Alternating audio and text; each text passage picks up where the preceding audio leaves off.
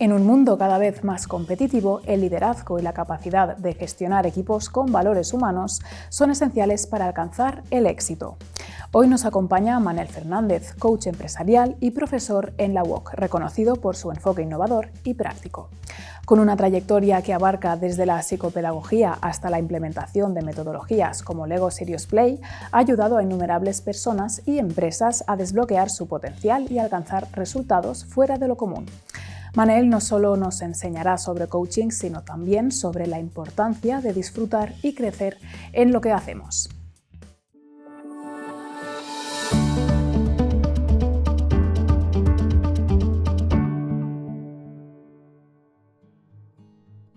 Bienvenido, Manel, es un placer poder contar contigo hoy. Estamos aquí para hablar sobre coaching empresarial, una herramienta clave para transformar empresas y equipos.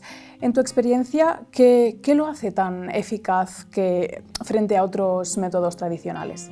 Sí, existen varias metodologías para trabajar con líderes y para trabajar con equipos. Existe la consultoría, donde tú les estás básicamente diciendo lo que tienen que hacer. También existe el mentoring, que es una muy buena herramienta, porque el mentoring lo que nos permite es enseñar aquello que nosotros hemos vivido. Es decir, un mentor va por delante del coachee o del consultante en su trayectoria profesional y, por lo tanto, desde su experiencia puede explicar.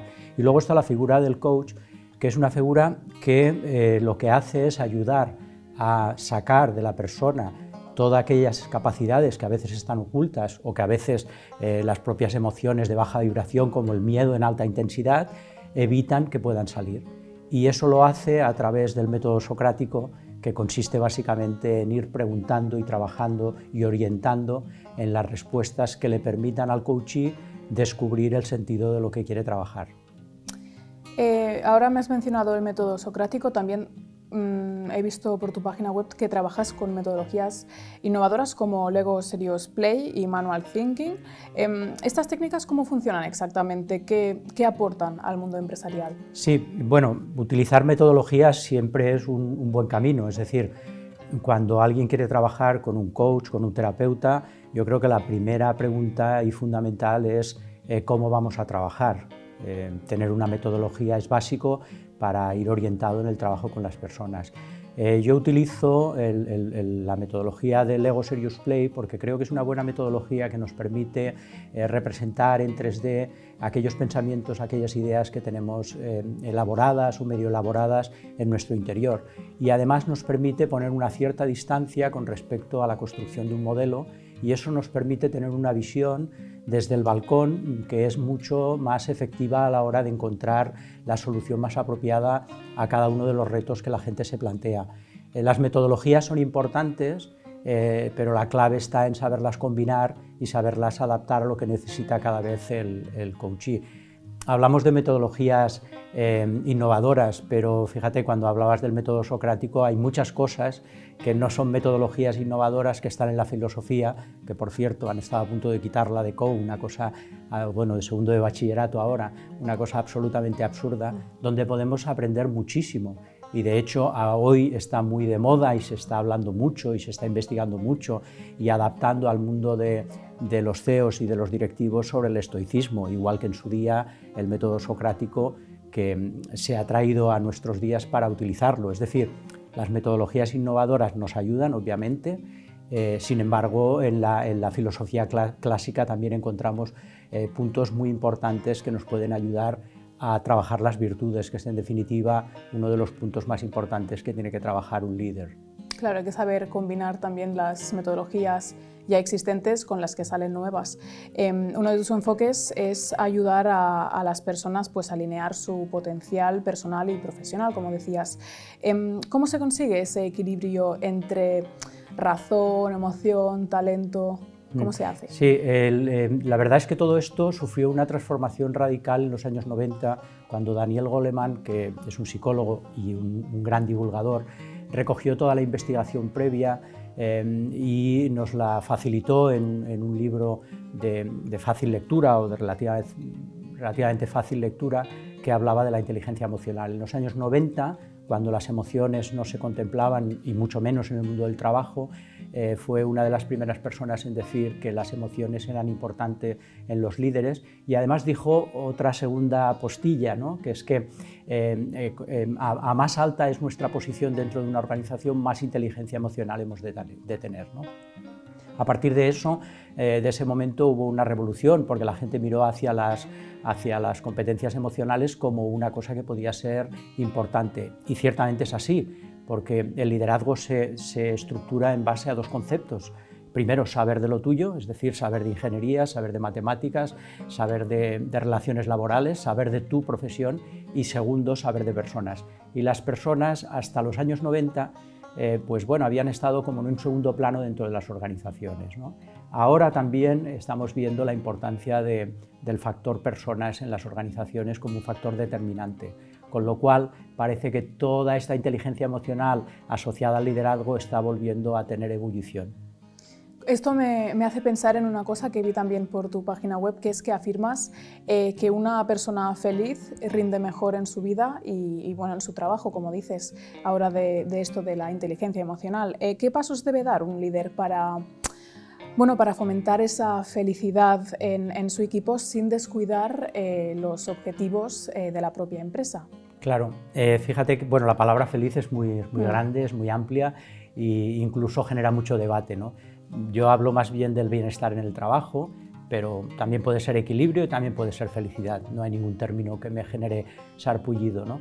Es muy importante cuando la gente está orientada, se siente escuchada, se siente identificada con el proyecto, se siente de alguna manera que su expertise está aportando valor en la organización. Eso al final nos genera entrar en un estado que ahora ya es muy conocido, pero Mihaly Csikszentmihalyi lo expresó en un concepto muy conocido que es el flow, ¿no? Que es el estado de fluir en el puesto de trabajo, ¿no? Entonces, cuando nosotros somos capaces de tener una exigencia controlada y además tener una implicación en el proyecto y un reconocimiento, la gente empieza a implicarse de manera más progresiva en el trabajo, y esa es la clave.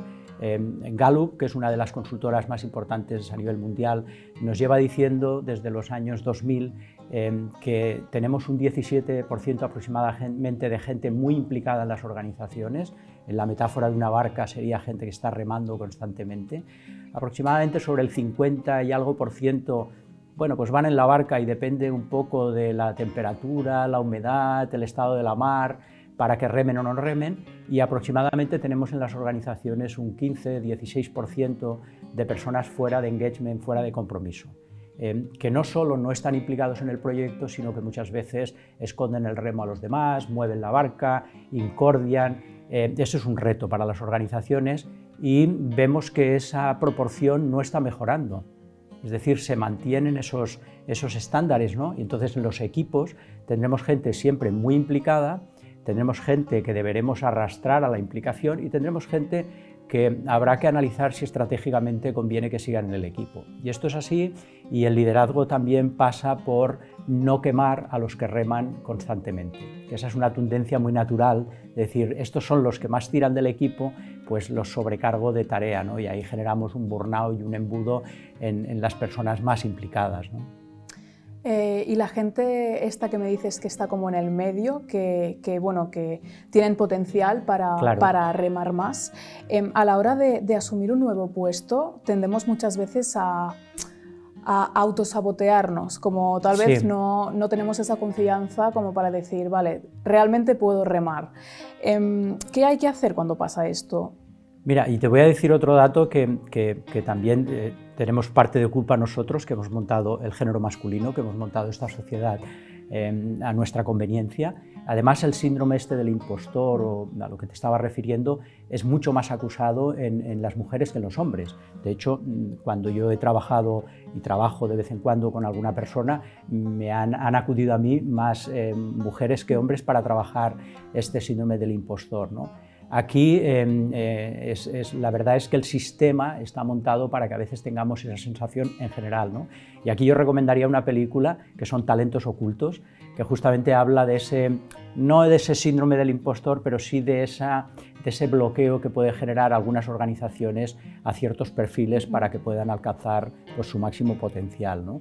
También se da en muchas ocasiones que gente que está en una organización y es potenciada a un puesto de liderazgo, pues se encuentra en una situación para la que no ha sido preparado, que puede ser técnicamente muy potente, pero que se encuentra como un ciervo atrapado en los focos de un camión, es decir, bloqueado.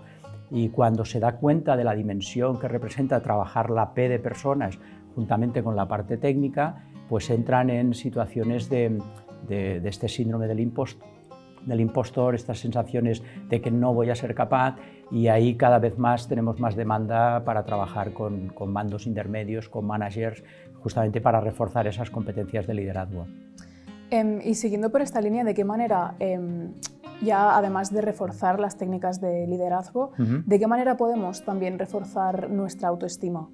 Pues fíjate, es muy importante la autoestima y además una de las herramientas más prácticas que podemos utilizar es empezar a hablarnos de manera diferente. Hay una metáfora tradicional china que ya sabes que en todas las conversaciones, en las formaciones, tiene que haber un aforismo, luego diremos uno, y tiene que haber un cuento, una historia china, ¿no? Entonces voy a contar una, ¿no? Había un discípulo que estaba con su maestro y le decía, mira, yo cuando tengo un reto tengo en mi cabeza como dos lobos, ¿no? Un lobo bueno que me dice voy a ser capaz de hacerlo, lo voy a conseguir, y un lobo negativo o malo que me dice no serás capaz, esto es excesivo para ti, no estás preparado. Y le preguntó a su maestro, ¿no? ¿Cuál de los dos lobos ganará en esa batalla, ¿no? Y entonces le dijo aquel que tú alimentes más. Y la autoestima va un poco por ahí, hemos de aprender a hablarnos de manera diferente. Hemos de aprender a darnos cuenta de cómo nos estamos gestionando a nivel interior y, de hecho, fíjate, una de las competencias que más trabajamos en el mapa de la inteligencia emocional es, primero, la parte de autoconocimiento y ver cómo los diferentes tipos de pensamiento que tenemos, el estilo de pensamiento, los sesgos que tenemos con respecto a la manera de pensar y cómo eso lo trasladamos hacia adentro. Y cuando eso lo trasladamos hacia adentro estamos generando una bola que hay personas que les resulta difícil solucionarla solas, ¿no? Entonces, cuando trabajamos en coaching, trabajamos con la autoestima, sobre todo enfocándonos en hacer una línea del tiempo y ver los logros que has conseguido, que estos a veces pasan desapercibidos, y reforzar ese diálogo interior. Y es un ejercicio que al final, cuando lo vamos practicando, vamos viendo que tiene sentido. Claro, y si por ejemplo tú alimentas más el lobo malo, lo más común es que luego en los puestos de responsabilidad, en este caso, que aparezcan pues miedos o como miedo al fracaso o Claro. a no cumplir las expectativas que se supone que todo el mundo espera de ti. Como coach, ¿cómo puedes ayudar a gestionar estas emociones? Sí, no hay emociones buenas ni malas, ¿eh? Todas las emociones son útiles, por eso las tenemos, y lo que sí hay emociones es de alta vibración, de baja vibración, y en este caso el miedo no es una emoción mala, es una emoción muy buena, porque fíjate, una persona que está sintiendo miedo en un puesto de responsabilidad, la emoción enfocada desde un punto de vista positivo es que esa emoción que puede parecer negativa nos hace que nos preparemos más. Yo muchas veces le digo a mis coaches, digo, fíjate, la tristeza o el miedo que estás sintiendo te ha provocado que busques una ayuda. Por lo tanto, ese miedo es sostenible, es razonable, nos ayuda a seguir progresando. El problema es la intensidad de la emoción, ¿no? Cuando yo siento una emoción en alta intensidad, me puede bloquear. Y claro, cuando el miedo te bloquea hasta el punto de no seguir avanzando, entonces sí estamos delante de un problema. La mejor manera de enfocarlo así a alto nivel es descomponer ese miedo. Y también trabajar un poco la parte de creencias. Porque como dice Henry Ford, y ahora ya toca el aforismo, tanto si crees que puedes como si crees que no puedes, estás en lo cierto.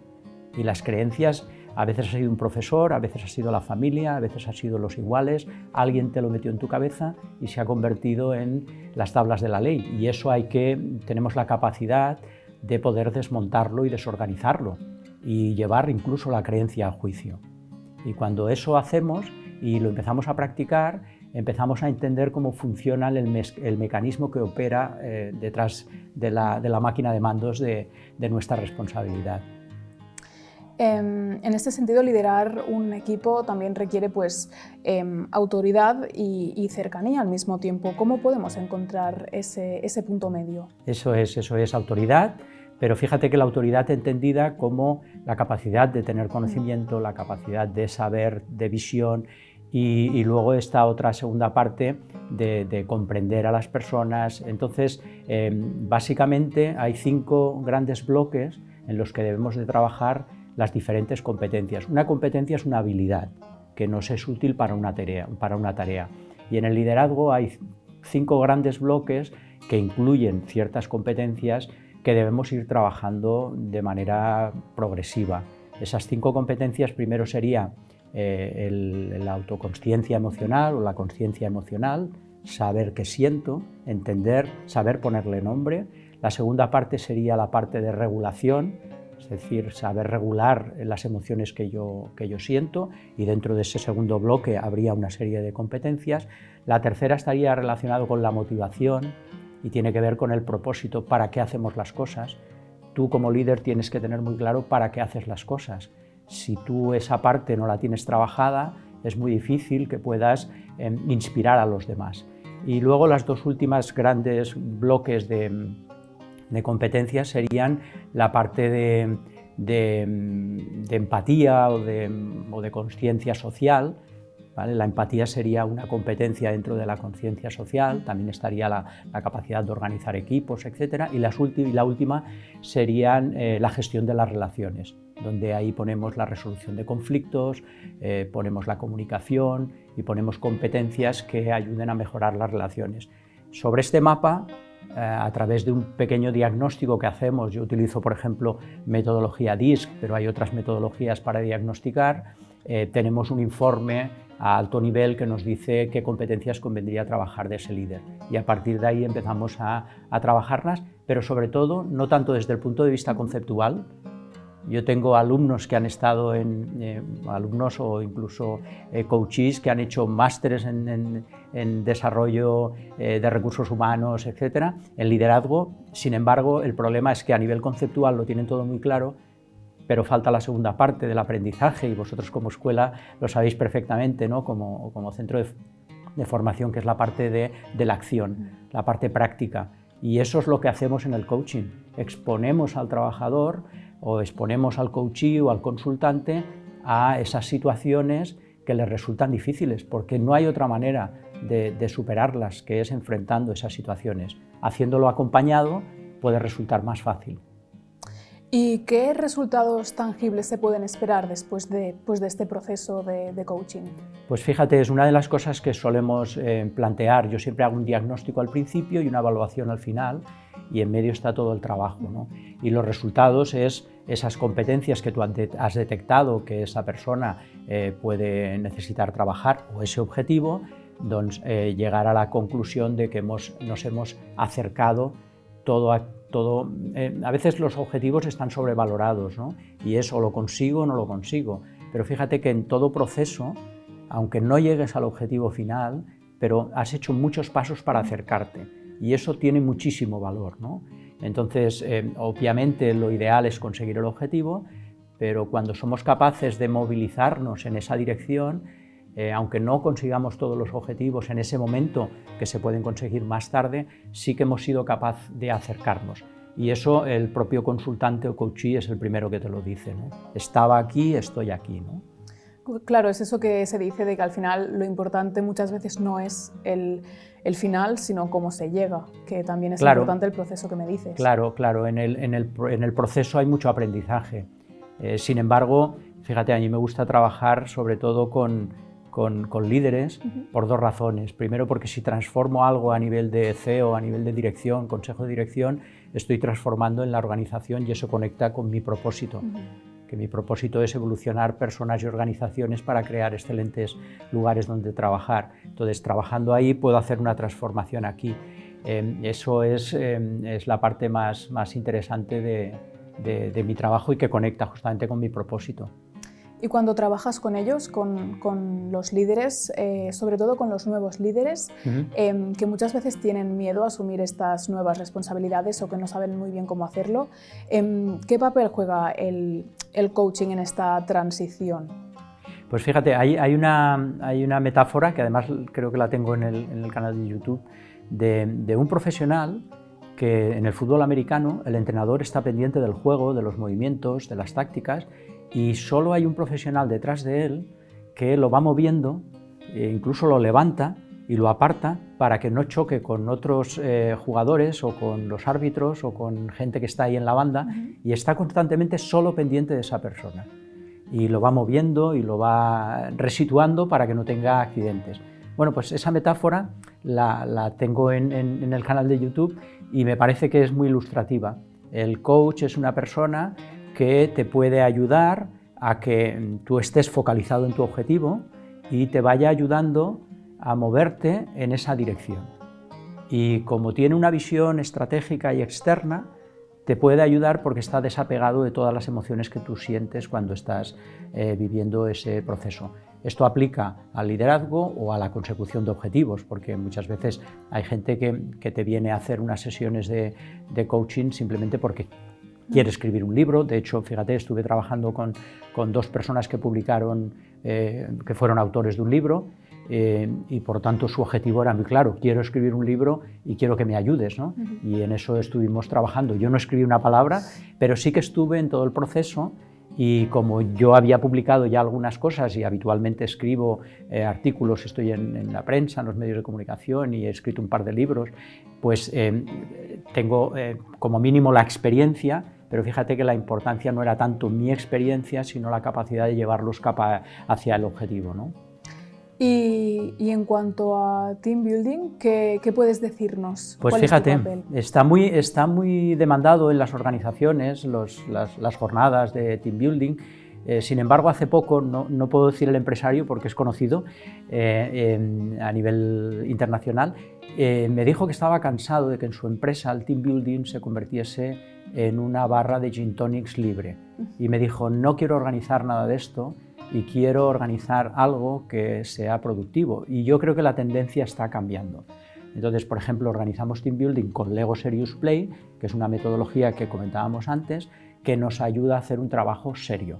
Es decir, pasártelo bien puede estar muy bien, sin embargo, también podemos hacer un team building, una reunión de equipos y pasarlo bien enfocados a un objetivo. A veces el objetivo es mejorar las relaciones interpersonales y un campeonato de pádel está muy bien, ¿de acuerdo? Y a veces el objetivo es enfocarnos en una dirección estratégica y necesitamos otro tipo de team building. Yo creo que la clave está en combinar ambas cosas y sobre todo saber qué pretendes hacer con el team building. Ese es el punto clave. Y hablando de combinar, si no me equivoco, tu camino profesional ha sido diverso, desde la administración pública hasta ahora el coaching empresarial. ¿A ti qué te llevó a dar este giro tan importante? Sí, bueno, estuve bastantes años vinculado a la administración pública en algún cargo de dirección. Y bueno, llegó un momento en que yo observé que aquel mundo en el que yo trabajaba era muy endogámico, era muy cerrado.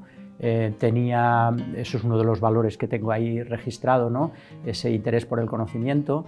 Estaba dirigiendo equipos y me encontraba con muchas dificultades, y antes de que nos hiciésemos daño, sobre todo yo con mí mismo, con el burnout, decidí distanciarme y observar, ¿no? No sabía cosas que sé ahora.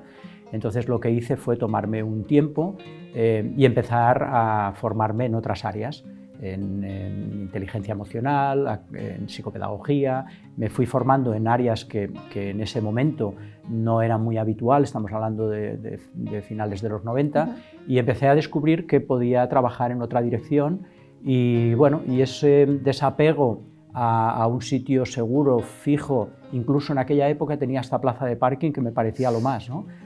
Pues ese desapego hizo que tuviese que buscar otras alternativas, y ahí fui conociendo otro tipo de de actividades profesionales, trabajé mi marca personal, tuve una empresa, esa empresa luego fue absorbida por otra empresa y actualmente tengo colaboradores con los que trabajo, pero trabajo básicamente con mucho teletrabajo, tanto en la Universidad de Oberta desde hace más de 12 años que estoy de profesor, como en sesiones individuales y en formaciones para empresa.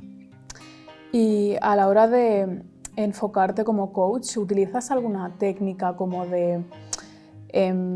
para organizar tus ideas o calmar tu mente para estar pues, más despejado, más, no sé, como mindfulness o estas cosas que se llevan He estado tanto? 3 años trabajando con una lama de aquí en Lleida, con Aria Tara.